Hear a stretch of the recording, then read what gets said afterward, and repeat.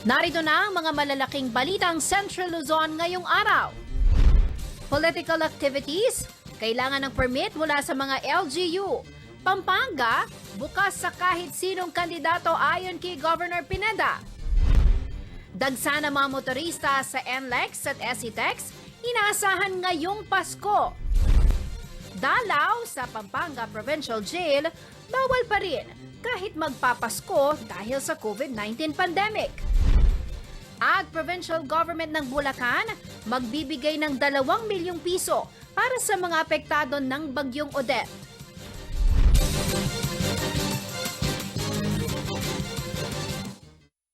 Magandang gabi ka rin ngayon. Ako po si Jennifer Salenga. Oras na para sa mga may init na balitang Central Luzon. Bukas daw ang Pampanga sa lahat ng partido at kandidato na nais bumisita at magpakilala.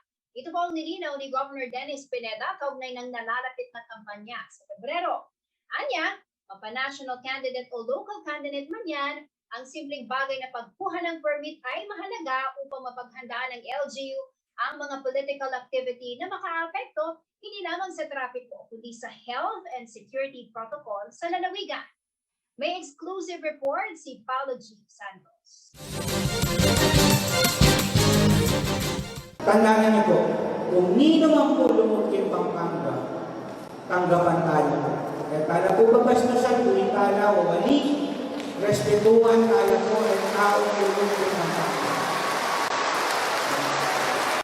Ito ang talumpati ni Pampanga Governor Dennis Delta Pineda sa harap ng kanyang mga taga-suporta. Nanawagan siya na wag sana umanong mangyari ang bastusan sa pagitan ng magkakabilang panig sa halalan. Ayon sa gobernador, hindi limitado sa ilang kandidato sa national level ang lalawigan ng Pampanga, kundi bukas ito sa lahat ng nais magpakilala. At sa eksklusibong panayam ng CLTV News Team kay Pineda, partikular na binanggit niya na maging sa barangay level, handa umano ang Kapitolyo na magkaroon ng koordinasyon sa anumang speaking engagement ng mga national candidate.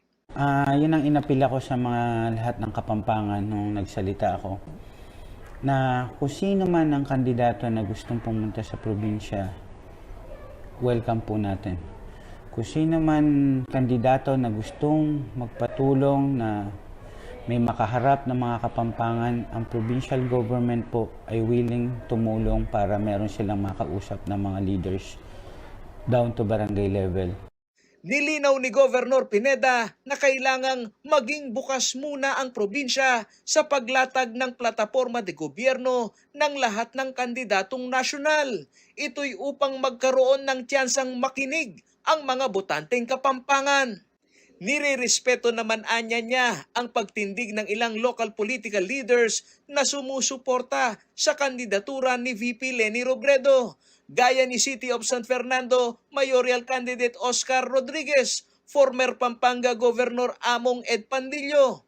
Ayon kay Pineda, ang pagposisyon ng local political leaders ng nasyonal ay makatutulong din upang maihanda ang organisadong pangangampanya. Nagpasalamat ako kay Tatang Oka, nagpasalamat ako kay Among Ed, dun sa mga pag-antabay nila kay Ma'am Leni.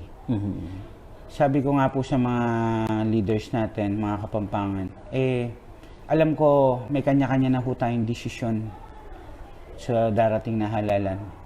Siguro ang percentage na lang na undecided, kokonti na lang po. Hindi na ganun factor ng mga undecided. So ang apila ko po dun sa iba, pabayaan ho natin sila. Pabayaan natin sila, wag natin silang tawanan, wag natin silang tuyain o anuman, wag natin silang ibas dahil nakatayo sila sa ganitong kandidato. Magrespetuhan ho tayo ng mga paniniwala natin. Simpleng bagay kung ituring ni Governor Pineda ang proseso ng pagkuha ng permits sa anumang political activities, mapalokal o national candidates na pinupuntiriyang makapangampanya o magbigay ng tulong sa mga mamayan ng kada distrito ng Pampanga. Iginiit ni Governor Pineda kung may paghihigpit ang mga chief executives ng kada lokal na pamahalaan, nirerespeto umano niya ito. Magpa-follow tayo sa alert level 2, PAO, may karapatan pa rin ng mga LGU. They have the rights kung papabayaan ba nila o hindi. Nasa kanilang desisyon yun. Bakit? Kasi ang paniniwala ho natin, kung sila iningatan nila yung lugar nila, ayaw nilang bumalik dun sa dating sitwasyon na naging worse tayo, nagkaroon tayo ng surge. Kaya, nire-respeto ko pa rin ang desisyon ng lokal. Hindi lamang dapat ang sarili ang bantayan, kundi pati na ang mga mainit na supporters. Ito naman ang payo ng gobernador sa mga lokal na kandidato sa Pampanga. Bagamat tumanggi munang banggitin ni Governor Pineda kung saan ang mga bayan sa Pampanga na may mainit na politika, ipinananawagan niya sa mga kandidato na mapanatili umano sana ang katahimikan sa kanilang nasasakupan sa panahon ng kampanya. Kasi the more na may mga armas sa labas, kung luluwagan nila, lalo hong mas malapit ang gulo. Kaya mas maganda na rin ho na yung ruling ng COMELEC, yung gun ban, matuloy po talaga para maiwasan ho natin yung gulo. Regarding ho sa mga ibang politiko naman, na mga nakakausap ko, yung pa rin hong pinapakiusap namin. Mga panya na lang kayo, iwasan ho natin yung gulo, iwasan yung magkita kayo, magbanggaan kayo kasi kayo mismo baka mamaya malamig kayo pero yung mga supporter ninyo hindi natin makontrol. Naging matipid naman ang pangungusap ni Governor Pineda sa kanyang magiging estratehiya ng pangangampanya.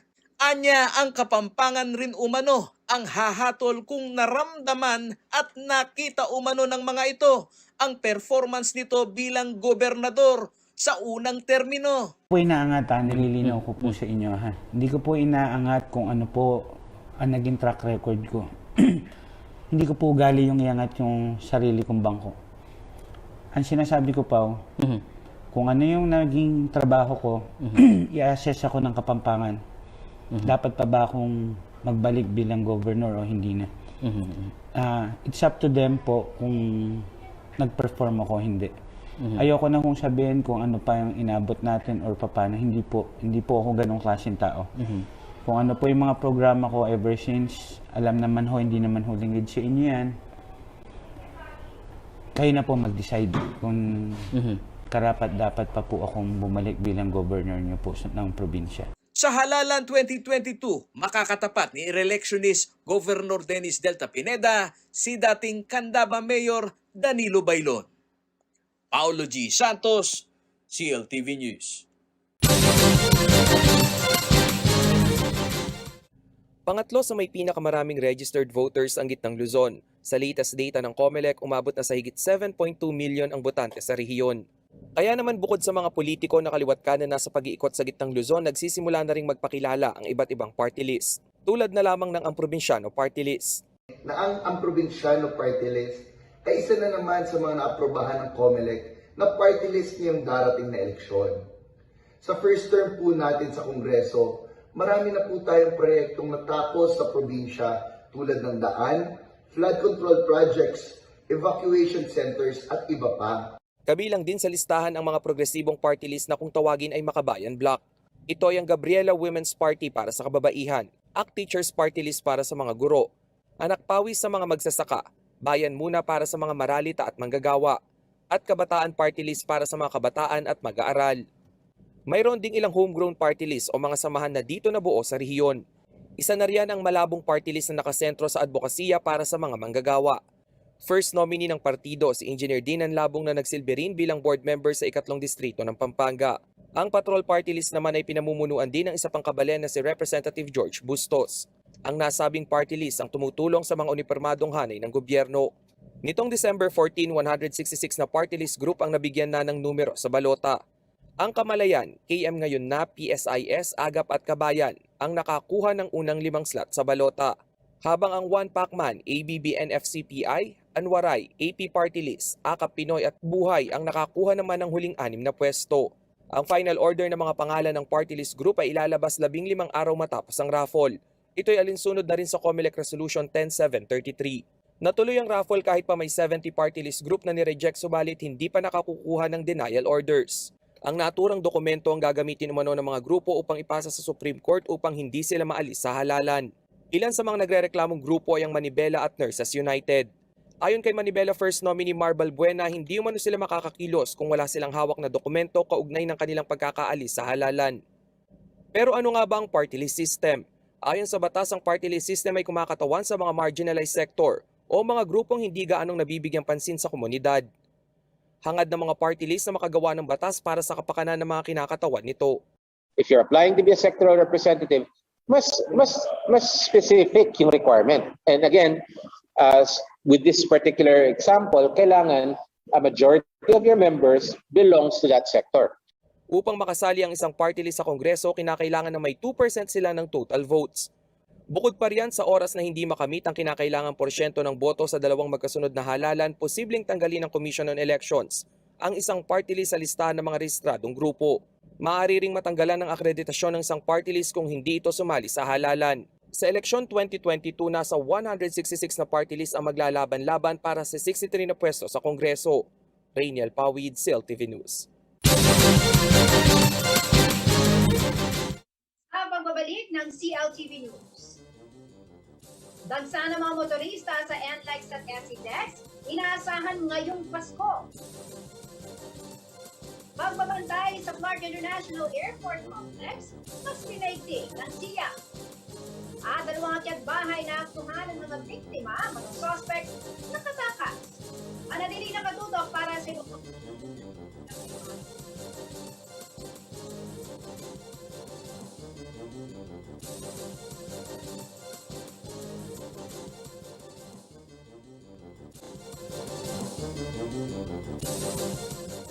Nagbabalik ang CLTV News. At sa iba pa mga nangungunang balita, taong 2013 nang una siyang may halal bilang senador. Matapos po ay kalawang termino, gabi kong makabalik sa Senado si JV Ejercito. Sa kanyang muling pagsabak sa politika, ano-ano ang mga bit-bit na plataforma ni Ejercito para sa ating mga kababayan. Mga karehiyon, kumustahin po natin dito sa ating kilalanin ang kandidato sa event, si dating senador at senatorial aspirant JV Ejercito. Magandang gabi po sa inyo, sir. Welcome po sa CLTV News. Yes, Jen, magandang gabi sa iyo at sa ating mga viewers ng CLTV. Magandang gabi po sa lahat sa ating mga kababayan sa Central Luzon. Bago po natin simulan ang ating talakayan, kumusta po kayo, sir? No, it's been a while. Noong pong panahon na kayo po ay humahabol pa, that's 2019, no? Madalas po kayo bumisita dito sa gitnang Luzon. Kumusta po kayo ngayon? Okay naman, ito medyo relax pero nakapag-ikot na rin po ako. Kailangan na mag-ikot dahil ako'y, gaya na nabanggit po, ay kumakandidato muli. Pero Jen, siguro ikwento ko na lang sa iyo yung rason kung bakit ako tumatakbo. Alam niyo, sa totoo lang, pinag-isipan ko ito ng maigi, no? Dahil alam niyo, masikip ngayon, wala ako sa posisyon. Maraming re-election ni senators, maraming malalakas na bagong mga pangalan. Pangalawa yung kapatid ko, kasabay ko na naman tumakbo. So it will be like 2019 all over again. Medyo mabigat talaga yung laban. Pero sa nangyayari ngayong pandemya, na-expose, no? Nakita natin yung weakness o kahinaan ng ating healthcare system. Siguro nakikita natin kapag may surge, no? Lalo na yung inadequate health facilities, may problema pa tayo sa healthcare workers. Kung kaya't Jen, ito yung na isa sa mga rason kung bakit nagdesisyon ako na sumabak muli, no? Mabigat man ang laban, pero sa tingin ko bilang principal sponsor ng Universal Healthcare Law ay tingin ko malaki ang maitutulong kapag fully implemented at ma-implement na maayos ang Universal Healthcare Law para po magbigay lunas, no, sa mga problema tulad ng inadequate health facilities, yung problema sa healthcare workers, among others, no? And in fact, nakausap ko po kamakailan si Nanay, no, si Vice Governor, dating Governor Lilia Baby Pineda. Alam mo, ang sabi niya sa akin, Jen, alam mo, ikaw pala ang principal sponsor ng Universal Healthcare Law. Napakalaking tulong ng UHC dito sa Pampanga dahil napakaraming mahihirap, mga senior citizen at iba pa, halos zero balance billing na, wala na raw binabayaran. Yan po ay dahil sa Universal Healthcare Law. Pero, Jen, marami pang dapat gawin. It's a work in progress, no? Isa na po dyan yung improvement ng health facilities na kaya gusto ko po sanang tutukan dahil gusto ko lang po tapusin na fully implemented ang UHC bago ko man siya iwanan. So yan ang primary reason kung bakit gusto ko pong bumalik ayusin ang mga service delivery network na tinatawag, yung network of hospitals, yung po sa health workers, yung supply, tapos sa iba pa, no? At iba pa. So hopefully, pag bilang principal sponsor, I think the wisdom of the sponsor will be very helpful in the implementation of this landmark law. All right. Balikan po natin yung po mga panahon na kayo ay nagsilbi, no, bilang senador sa bansa, no. Well, one of pinakamagandang batas po talaga na tulad nga ng nasabi niyo, pinakikinabangan ng mga Pilipino ngayon ay ito po universal healthcare system, ano, na isa na pong ganap na batas. But still, it is a work in progress. Sabi niyo nga po, para naman po ma-refresh, no, yung ating mga kababayan, lalo na po dito sa gitnang Luzon. Ano pa po ba yung mga major laws, no, na nagawa po ninyo na tingin po ninyo talagang malaki ang naitulong sa ating po mga kababayan, Sen? Diyan marami ako naipasa na significant na measures, pero ang tingin ko talaga siyempre, yung landmark laws, dalawa yon. Yan yung UHC. At pangalawa, yung creation of the Department of Human Settlements or Housing. Diyan, no? So, we now have a full-fledged department that is really focused on housing alone. So, at least pakikita ng gobyerno ngayon na seryoso na tayong ayusin ang problema sa pabahay at maging mas epektibo ang programa pabahay. So, Department of Human Settlements and Urban Development ay pasado na rin po. At siguro, Jen, ay isa pa yung being Vice Chairman of the Committee on Finance. Maaring hindi alam ng mga taga-Central Luzon, pero ang contribution po ni Senator J.B. Ercin po sa Central Luzon ay nakikita na po ngayon. Ako tuwan-tuwa kapag napupunta ako, no? Yung New Clark International Airport na 12 billion peso facility, si Senator J.B. Ercin po ang nagdepensa at nagtulak po niyan. Yung pong North Trail, no, na ginagawa na po, nakikita ko po na gumagalaw na po dyan sa bandang Esitex, no, at yung subway system, yung Mindanao Railway System, ay noon ko pang advocacy yan, Jen, no? Nasa Congress pala ako, talagang tinutulak ko na yung railway system at ako rin po ang nagtulak at nagdepensa niyan sa Senado. Yung pong North Rail, yung Manila, yung Clark to Malolos Railways, ay ako rin po. Kaya, Jen, yan din po ay nais ko po tutukan kung sakaling ako'y mabigyan ng pagkakataon na pusuan muli na masigurado natin mapondohan matapos ang lahat ng ito. Dahil ang tingin ko, Jen, wow, pag natapos ang ating Malolos to Clark, tapos matapos yung North Rail from Manila going to Pampanga, Bulacan, Pampanga, Tarlac, Pangasinan, out all the way to La Union. Pag natapos lahat yan, tapos sa Japan New Clark International Airport, nako, talagang magbo-boom ang Central Luzon. No? Yan na ang magiging next growth area. Kaya sana po, kung ako'y mamarapatin, ay gusto ko rin matutukan. Talagang passion ko po at advocacy ko rin yung modern transport modernization, lalo na po ang railway system and airport modernization. All right. Tumutok po muna tayo, no? Let's focus here in Central Luzon, sir, no? Para po malaman din ang ating mga karehiyon. Ano po yung mga plano po ninyo for Central Luzon, no? Na oras na kayo po ay mabigyan ng muling pagkakataon, no? Na makapag-silbi sa Senado. Ano po yung mga plano po ninyo for Central Luzon, no? Let's say sa mga magsasaka, no? Ito po ay pangunahing produkto, no? Dito po sa gitnang Luzon, pangunahing pinagkukunan, no? ng bigas, no? Dito po ay sa Central Luzon. What are your plans, sir, for Central Luzon? Well, alam mo dyan, baka hindi alam din ating mga ibang kababayan, lalo na magsasaka. Nung pong rampant ang rice smuggling, no? That was 2015, I believe 2014, nagkaroon ng hearing. In fact, si President Duterte, isa pa nga sa mga resource persons.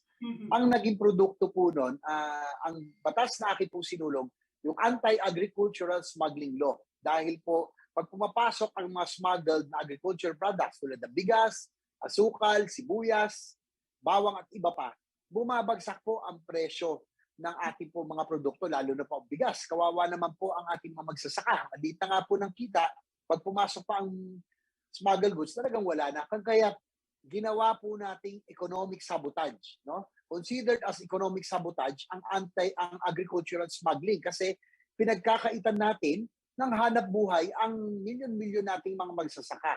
Siyempre, pag meron pong kita ang magsasaka, may panggastos yan.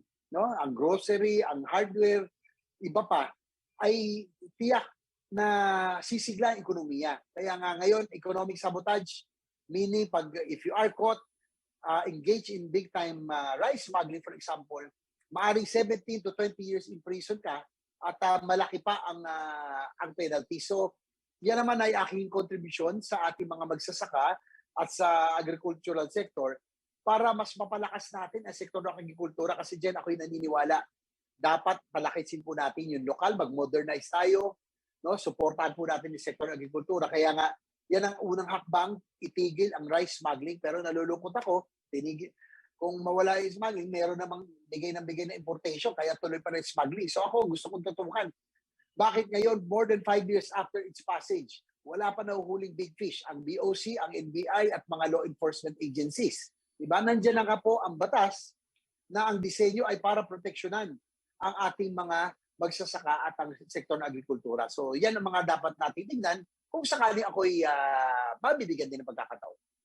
Opo. Sir, balikan po natin from where you left off, no? Kasi nakadalawang termino po kayo sa Senado. And 2019, hindi po kayo nakapasok. No? I think you were 13, correct me if I'm wrong, sir? Yes, I was 2015. I was number 13, no? Yes. Konting-konti lang, no? Kasi alam niyo naman ang sitwasyon ko that time. Pareho ni ngayon na yung kapatid ko, magkasabay kami tumakbo. So I think that was a big factor, no? Na malaki po ang nawala sa aking boto. Siyempre, marami na nalito o namili na lang sa amin, no? In fact, yung INC nga, ang dinala po ang kapatid ko, hindi po ako.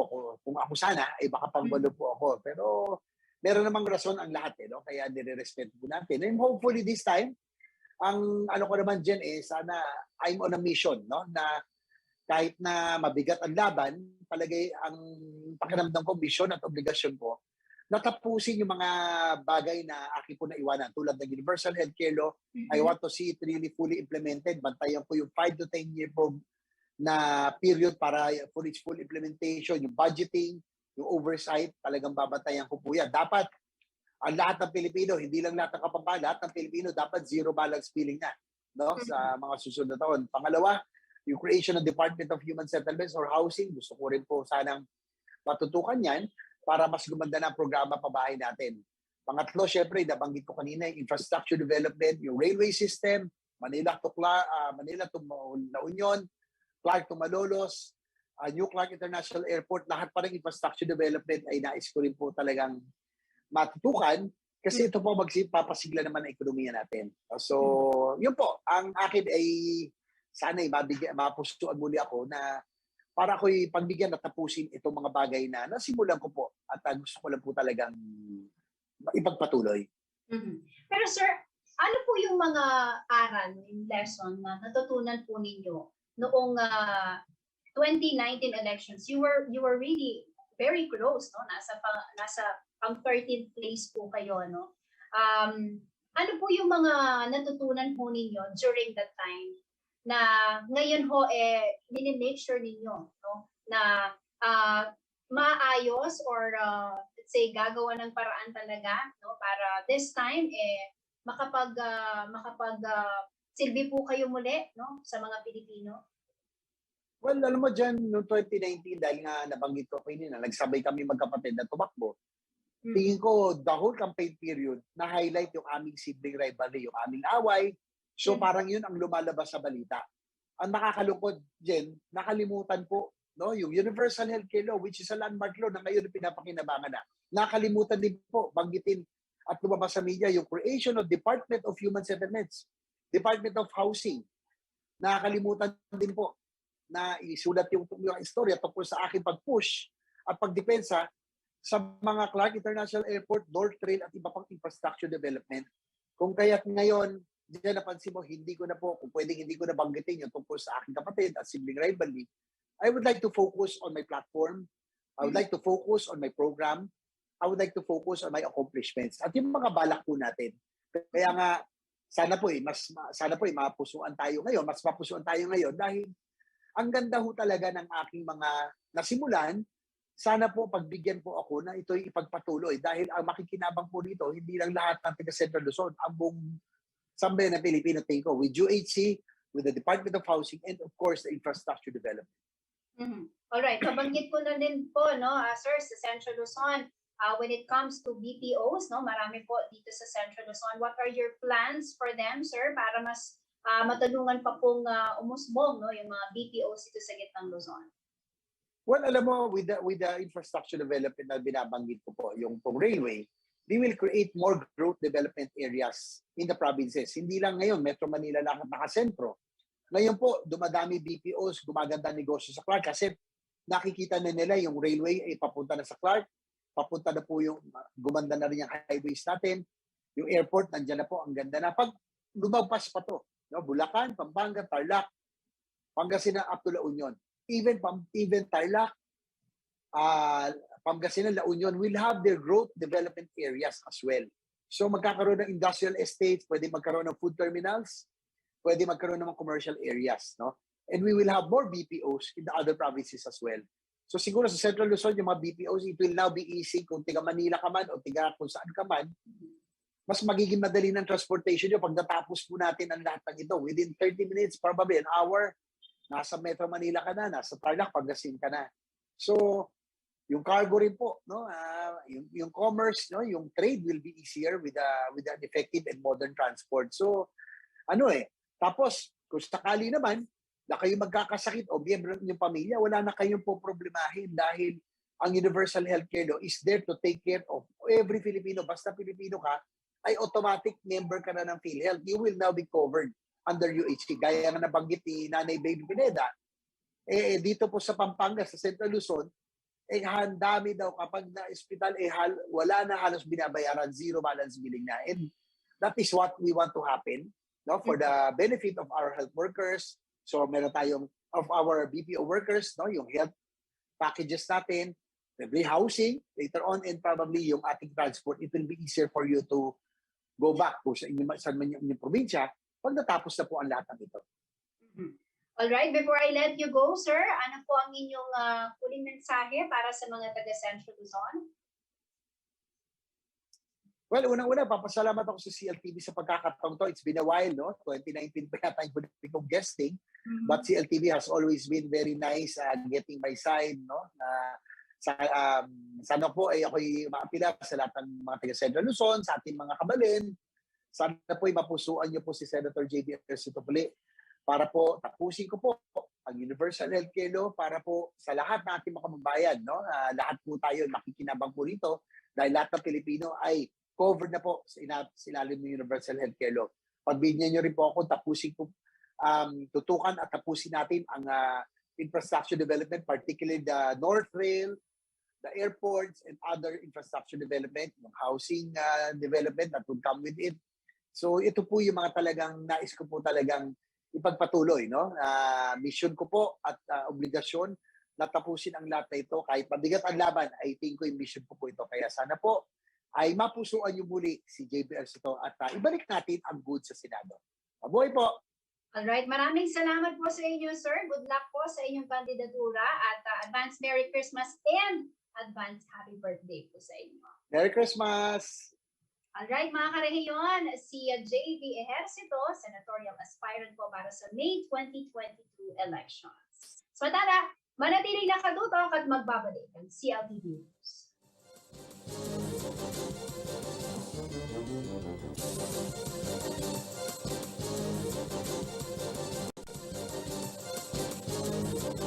Nagbabalik ang CLTV News. At sa iba pa mga nangungunang balita, unti na gumaganda ang bentahan ng paputok sa Bukawi habang papalapit ang bagong taon. Ayon po sa ilang firecracker shop owners, malaking bagay ang pagluluwag ng restriksyon sa panunumbalik ng kanilang mga parokyano. Si Reniel Pawit at the report. Kilalang Bukawi bilang firecracker capital ng bansa. Sa nakalipas na holiday season, isa ang industriya ng paputok sa mga lubos na naapektuhan ng pandemya. Pero sa pagbaba ng kaso ng COVID-19 at pagluwag ng restriksyon, unti-unti na rin umunong nanumbalik ang mga parokyano ng mga paputok sa Bukawi. Mistulang nagbabalik na umuno sa pre-pandemic ang sales ng tindahan nila Joan Yongko. Ang kanilang mga produkto umaabot pa hanggang Mindanao. Mabili umano ang pailaw, fountain at lucis. Marami na rin bumibili. Siguro kasi nasabik sila last year. Ngayon po, medyo madami na pong pumupunta at bumibili pang Christmas daw nila. Naabutan namin si John Baniquez na mula pa sa Laguna. Anya naisipan niyang dumaan na ng Bukawi dahil sa paniniwalang makakamenos siya sa presyo ng mga paputok.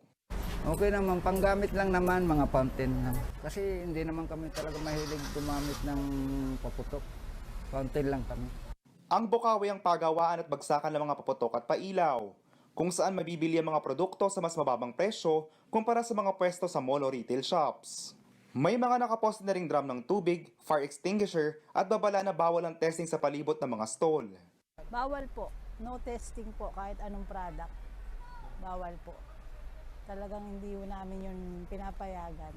Inirekomenda naman ng DOH sa publiko na sa halip na gumamit ng mga paputok ay manood na lamang ng mga community fireworks display upang maiwasan ang aksidente. Bilang pagtalima sa mandato ni Pangulong Rodrigo Duterte 5 taon na nakalilipas, siniguro ng pamunuan ng Philippine National Police na istrikto nilang ipapatupad ang pagbabawal sa mga iligal na paputok sa darating na Kapaskuhan at Bagong Taon. Taong 2017 nang ipatupad ni Duterte ang Executive Order 28 na siya naglilimita sa paggamit ng paputok sa mga community fireworks display upang maiwasan ang mga injury at maging pagkamatay. Ayon sa PNP, iligal na mga paputok na may lagpas 0.2 grams o 1/3 teaspoons ng pulbura. Banned na din ang mga paputok na walang label at yung may mga lamang sulfur o phosphorus na inahalo sa chlorates. Bawal din ang mga malalaking paputok na may maiksing mitsa na pumuputok ng wala pang 3 hanggang 6 na segundo. Kasama sa mga pinahihintulutang paputok, ang baby rocket, bawang, El Diablo Judas, belt, paper cups, pulling of strings, skyrocket, quitties, small triangulo, butterfly, fountain, jumbo, regular at special lucis, mabuhay, Roman candle, sparklers, trompilyo, whistle device. Kasama si Rainiel Pawi, JM De Jesus, CLTV News. Nakahanda na raw ang pamunuan ng North Luzon Expressway at Subic-Clark-Tarlac Expressway sa pagdagsa ng mga motorista ngayong Pasko hanggang sa Bagong Taon. Paalala naman ng NLEX Corporation ang gamitin ang RFID para sa mas mabilis at ligtas na transaksyon sa mga toll plaza. Sa mga magbabayad ng cash, manatili lamang sa rightmost lanes. Ang iba pang detalye ng balitang yan sa report na ito.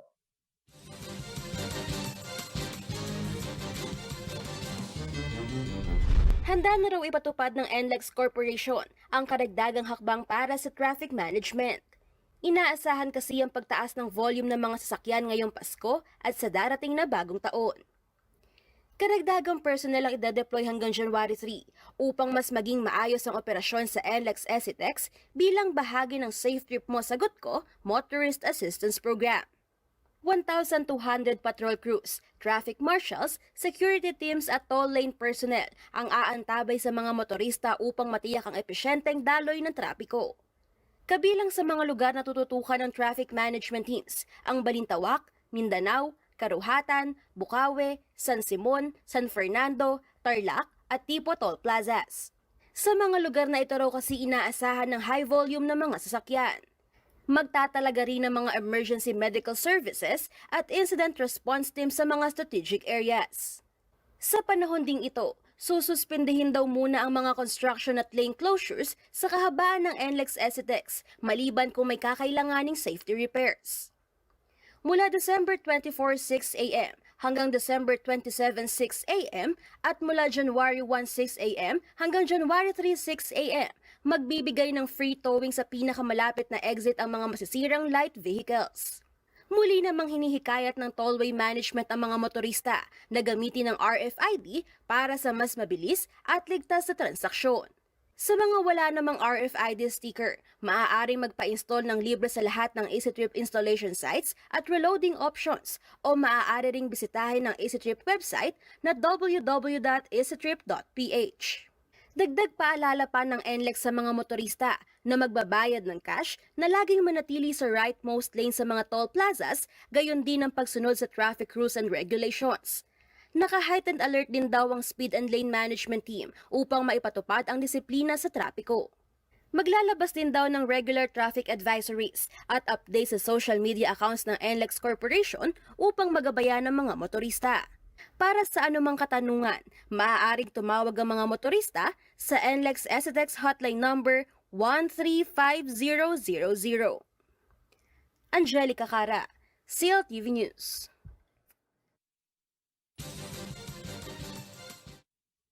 Anim na karagdagang sentry post o guardhouse ang itinayo sa loob ng Clark International Airport Complex upang mapaigting ang seguridad ng paliparan. Paraan daw ito upang maiwasan ang nakawan sa mga isolated buildings at maging ang pagtira ng mga informal settlers sa lugar.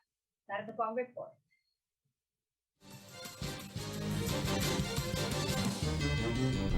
Upang mas paigtingin ang seguridad sa Clark Aviation Complex, 6 na karagdagang guardhouse unit ang ininstall sa iba't ibang entry points sa lugar. Ito ay alinsunod sa utos ni Clark International Airport Corporation o SIAC President Aaron Aquino. Ayon kay Aquino, sa kabuuan ay 8 entry posts ang ininstall ng security ng ahensya at engineering departments at magtatalaga ng tao na magbabantay 24/7. Nasa proseso na rin daw sila ng pag-hire ng karagdagang guards bilang bahagi ng kanilang hakbang na maiwasan ang serye ng pagnanakaw, lalo na sa mga isolated buildings ng mga locators sa area at para maiwasan na rin ang mga informal settlers sa lugar. Binigyang diin din ng pamunuan ng SIAC na regular ang kanilang pakikipag-ugnayan sa mga opisyal ng Clark Development Corporation at Bases Conversion and Development Authority, kaugnay sa security protocols, lalo na sa mga development areas sa loob ng Freeport. Nakatuon ngayon ng SIAC sa pagtatatag ng world-class logistics and service hub na aviation complex, ang tahanan ng privately run Clark International Airport. Gayon din bilang mixed-use business district Clark Global City, kung saan 45 na locators ang involved sa cargo at aviation-related na negosyo. Angelica Cara, CLTV News.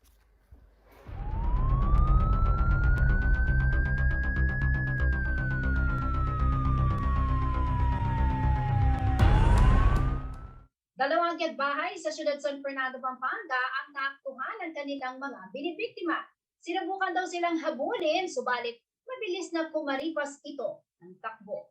May detalye ng balitang yan si Marion Lozano.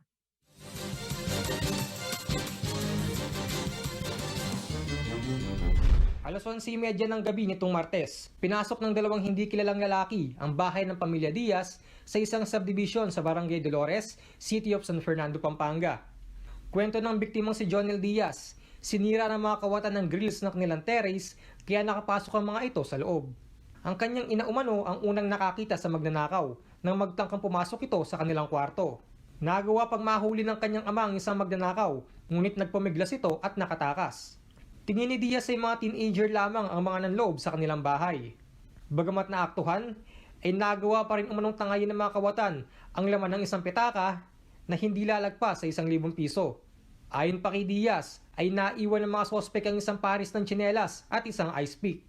Nakita din umanong sa CCTV sa harap ng kanilang tahanan ang pagtakas ng mga sospek, ngunit hindi maaninag ang mukha ng mga ito. Ito na raw ang ikalawang beses na pasukin ang kanilang bahay ng mga magnanakaw ngayong taon. Hindi na umano iniulat nila Diaz ang insidente sa kapulisan. Marion Lozano, CLTV News.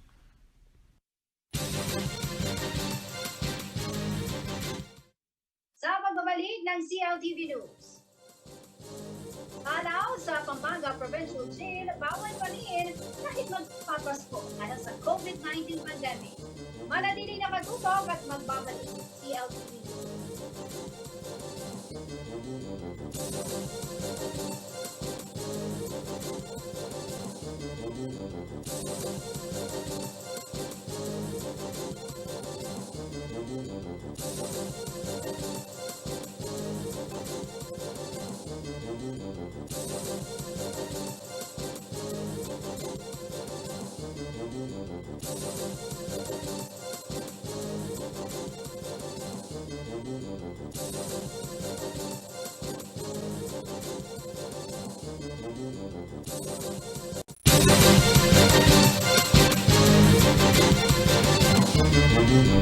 Kahit na magpapasko, ay mahigpit pa rin ipinagbabawal ng Pampanga Provincial Jail o PPJ ang pagdalaw sa mga persons deprived of liberty bilang pag-iingat pa rin sa banta ng COVID-19. Ayon kay Francis Silo, Admin 85 sa PPJ, hindi pa umano nila pinapayagan ang personal na pagbisita sa mga PDLs dahil wala pa umanong inilalabas na guidelines ng IATF ukol dito. Ngunit aniya, Meron naman umano silang programang idalaw kung saan maaaring makausap ng mga PDLs ang kanilang mga mahal sa buhay sa pamamagitan ng video call. Ayon kay Silo, merong nakalaang schedule ang kada selda kung kailan maaaring gumamit ng idalaw at 5 minuto umano ang nakalaan na oras kada PDL. Malaking factor sa kanila yon kasi makikita nila yung mga family nila kahit through video call lang kasi wala pang wala pang open dalaw talaga. Kumbaga siguro makakasasaya naman sila pag video call nila yung mga pamilya nila sa labas. Pinapayagan naman umano nila ang mga mahal sa buhay ng mga PDLs na magpadala sa loob ng mga sulat, pagkain at personal na kagamitan. Naabutan naman namin sa labas ng Pampanga Provincial Jail si Jeffrey Santiago na kalalabas lamang umano kahapon mula sa PPJ. Nagtungo umano siya doon upang padalhan ng pagkain ang mga dati nitong kasamaan sa loob. Kwento niya ay nakakapag-video call umano siya sa kanyang pamilya nung siya ay nasa loob pa ng PPJ. Ngunit iba pa rin umano kapag personal na dumadalaw ang mga mahal sa buhay. Personal dalaw kasi pwede mo mayakap yung pamilya mo kung walang pandemya. Pero yung idalaw, huling sabik sila dahil pandemya, taon, hindi mo talaga makita o makasama yung pamilya mo. Nung video call talagang mapapaiyak ka dahil sa tagal ng panahon, kahit sa camera nakita mo sila. Hiling naman ni Victoria Canlas, ina ng isa sa mga PDL sa PPJ, ay sana mapayagan ang personal na pagdalaw, lalo na at magpapasko.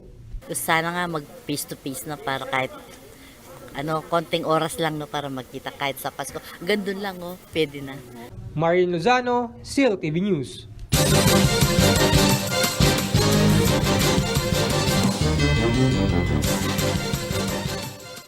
Alamin naman po natin na magiging delay ng panahon bukas mula kay Ginoong Manny Esguerra, ang Chief Weather Forecaster ng Pag-asa Floor.